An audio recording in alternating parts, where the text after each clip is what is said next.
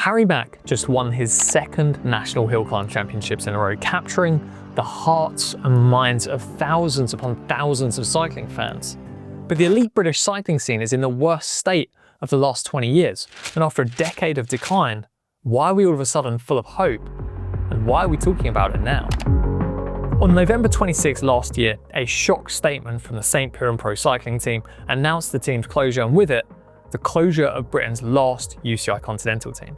For the first time since 2004, the domestic scene in the UK had no men's professional teams. For a country that's seen huge pro cycling success, seen a boom that started way back in 2012 with Bradley Wiggins' Olympic and Tour de France success, it was a huge slap in the face. But something's changed recently, and I think what happened at the National Championships is the latest step on the road to recovery.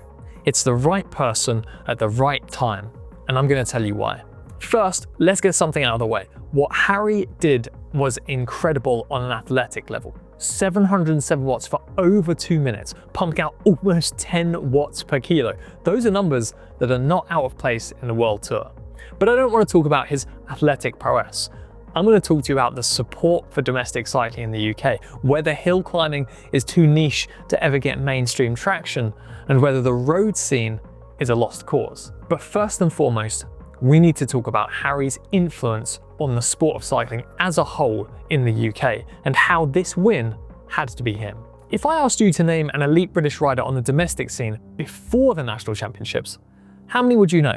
Maybe Alec Briggs, Andrew Feather, potentially a GB rider like Josie Knight or Megan Barker. Not that many riders are well known, and that makes it hard for fans to really get invested in races. But Harry can really help fulfill that role now and galvanize fans who are new and want to follow the sport. He has tens of thousands of followers across social media, and he's proving that being a personality and being a successful competitor are not mutually exclusive.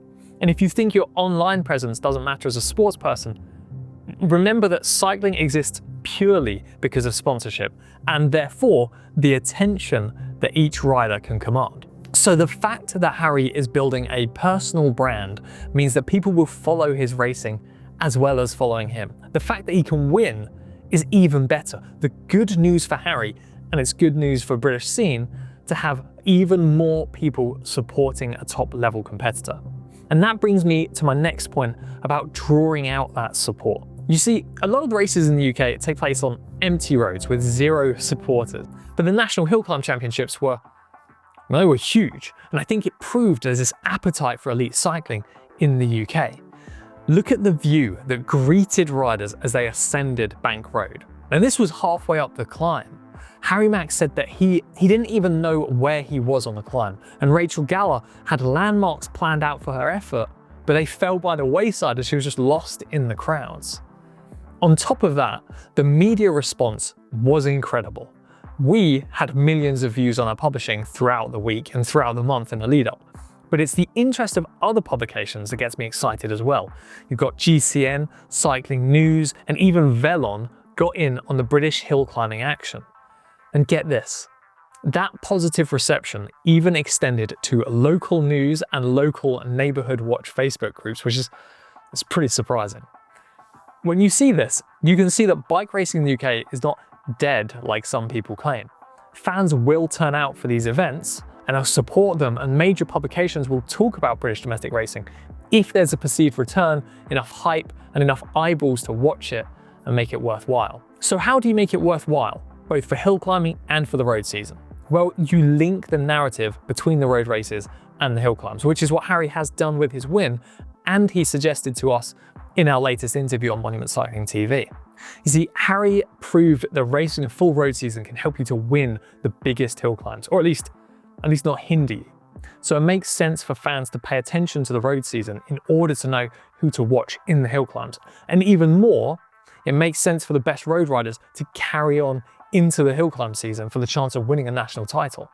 Harry's results across the year speak for themselves. He landed top 5s in 2 of the hardest national series races on the calendar, 7th overall at the Raz, plus 6th one of the hardest crits on the British scene, the Guildford Crits.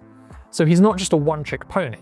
And if you were paying attention throughout the year, you know he was in form come the national championships. This means that we may be seeing road races generalization overcoming the specialization of riders like Andrew Feather.